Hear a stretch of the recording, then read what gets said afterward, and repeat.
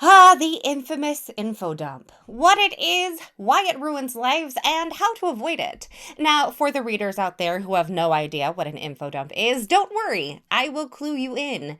If you're an author and you have no idea what an info dump is, either you desperately need to fire your editor, or you are a magical unicorn who has somehow always avoided this problem.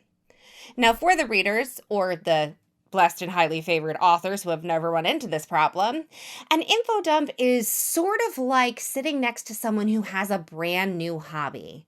You're sitting there minding your own business, and all of a sudden, someone is beside you, giving you all kinds of facts, details, names of famous people, and all kinds of things that you're not really sure why you would want to know about this. Like, do you really want to know about, I don't know, breeding tomatoes? No, probably not. I mean, I'm sure that's cool, and there's some people who get like great things out of tomatoes, but do you really want to know the process? Is that really important to you? Now, in a book, an info dump is when you take a bunch of information and you just splat it at the reader. You're like, yes, and 250 years ago, this king did this, and then his daughter did this, and then we went to here, we went to here, we did this, we did that. And 4 pages later, the reader has no idea why they just read that, nor have they actually retained any of the information because it's just too much at once. Now, some very famous instances of info dumps, and I no longer feel guilty calling her out on this because you know what? Nice people get nice things said about them. So, the biggest one that I can think of, especially in the fantasy realm, is the second explanation of Quidditch in the Harry Potter series. That's right, Harry Potter and the Chamber of Secrets. Whereas in book 1, the explanation of Quidditch happens fairly organically, in book 2, it's just there. It's just a splat of, and then someone gets 150 points. If you're a musical theater person, think of it as the Mr. Lundy scene in Brigadoon. The entire cast is sitting backstage listening to a 29, that's an exaggeration, page monologue, and the audience is barely absorbing any of the information because they're either falling asleep, wondering if there's still wine at the concession stand, or desperately have to go to the bathroom. Now, while info dumps may be the enemy of both the reader and the author, there is good news for you. Info dumps are pretty easy to avoid, and I'm going to give you my favorite ways to avoid this horrible trap that so many authors fall into. My number one favorite way to avoid this is to work the conversation around what you need to make sure the audience understands, what your reader understands. Have it go organically into the flow of the book. So rather than say, come sit down with me and listen to my monologue on why Brigadoon is a mysterious valley. Have people talk about it organically. Have a conversation come up. Have different people actually speak so that it's not just paragraphs and paragraphs and paragraphs of exposition. And make sure you involve the scene around them.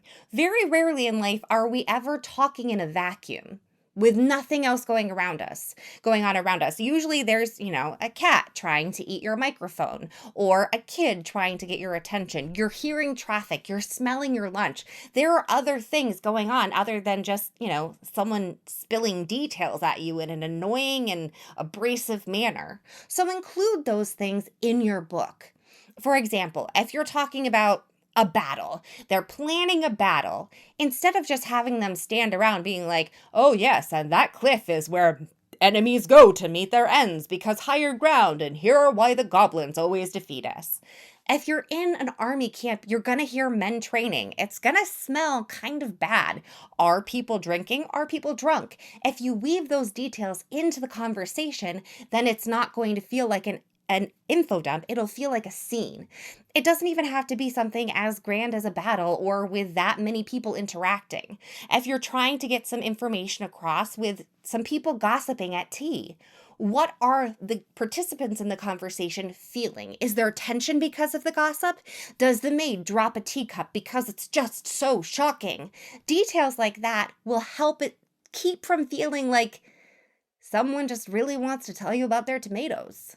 Number 2, Show, don't tell. I know authors get it all the time. Show, don't tell. But in getting information across to your reader, it's so valuable.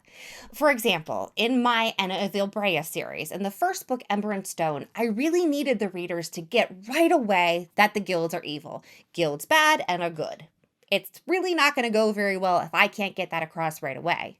So I could say, oh, those evil guilds, they do bad things to us, which can be useful. But rather than do that, I started off the book with a scene where a man is murdered by the guilds. He is publicly executed. That gets it across pretty quickly that the guilds are bad. You see the reactions of everyone in the village to the guilds. You see the protagonist's reaction to the guilds. By the end of that scene, you're like, whew, guilds bad. They don't necessarily know why the guilds are bad. They don't necessarily know the entire history of the guilds. But you know what? That information was not needed to get through chapter 1. All we needed to get through that point in the story was guilds bad and a good. And there we can gracefully distribute the rest of the information throughout the book. We can give examples in conversation of what the guilds have done wrong. We can show a deepening of their evil by having them attack more people. That's fine. You can even say the guilds are evil at some point. But if that's what you start with, then you're going to have to follow it up with a couple more paragraphs about why. Rather than do that, just have them kill someone. It simplifies things. Number 3, you don't have to lay all your cards on the table. Let's say that you really need to have the reader receive some information that's common knowledge in the world. It's the way the laws work that everyone would know. It's the upcoming festival that everyone's getting ready for. Whatever it is, you don't have to have the character that is going to utilize that information or be affected by that information be the one to receive the information with the readers. What do I mean by that? Let's say that there's a world where for public drunkenness, you are locked in the stocks. Well, that sounds pretty bad. You get a little too tipsy and you get locked in the stocks in the public square. Readers need to know that information before someone's just randomly in the stocks and they're like, wait, what? Why'd that happen? But if you give that information to the person who's going to end up in the stocks, then you're really showing the readers your hand. You're saying, whoa, somebody's getting wasty-faced tonight. You don't need to do that. Rather than give it to the person who is going to end up in the stocks, you could have someone who's 3 shots in and still not showing a sign of being inebriated. Have the bartender be like, careful, you know what'll happen. Don't want to be in the stocks. You can do that chapters and chapters before anyone ends up in the stocks. Just drop that little nugget of information. You don't have to use it in that moment. And then when it comes back around, you don't have to have and 80 years ago, public drunkenness was such a problem. Now people are locked in the stocks. You can just have someone scream at the drunk person, we're taking you to the stocks. And then you lock their little head in there and it's done. It's so subtle. It's so brilliant. It's one of my favorite things to do. Now, just because those are my top 3 ways to avoid info dumps, that does not mean that that list is in any way exhaustive. Not even for me. Some of my other favorites include legends. Write a legend about your world. That includes how many seasons there are, how the solar system works, whatever it is. Tell a fairy tale, tell a legend, and get that information across to your reader through that. You can also have letters. A little letter telling someone that someone's been gone for 10 years and how much they miss them can get a lot of information across in just a couple of paragraphs because it's directed to a character who has foreknowledge, even if not that someone disappeared for 10 years and why, who the person is. You can also have an interrupted town gossip. Someone desperately wants to tell a big long story and they only get a few sentences in before they're cut off. But if those few sentences include, oh, and this person's getting married because they're pregnant, and if that doesn't work out, they're going to be murdered. Well, we don't need to know all about who the baby daddy is, where she got knocked up, and how far along she is. We've already gotten all the information we need in those few quick sentences before we toss the gossip out for something more exciting. There are so many ways. Experiment in your writing. Find your favorite. Now, for my readers out there, I am sorry if I've just spoiled a book for you, or many books for you. Because hopefully from now on when you're reading, you'll spot info dumps and go, hey, wait a second, I don't need that information right now.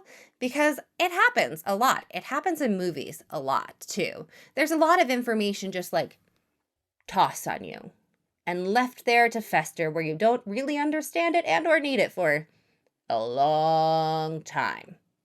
So, take note when you see it in books. Think about where you need information, and you know what? You'll probably enjoy the book a little bit more, even if the info dump is ruined for you. Why? Because you'll know what information the author is telling you is important, and that will lead you to a better understanding of the story. Hopefully. Hopefully, I didn't destroy anything for you. And for the authors, what are your favorite ways to avoid info dumps? Let me know in the comments. I love sharing these little tips with other authors. Why? Because it's fun. And I love sneaking information into things. Easter eggs are my jam. So, let me know in the comments below. Don't forget to like, share, subscribe, whatever you do on your preferred channel so that you can see the video that will be posted next week. And in the meantime, may you have a very exciting week with only the information you need in the present moment. And may no one tell you about a king from 700 years ago if you have no idea why he's important. Good luck.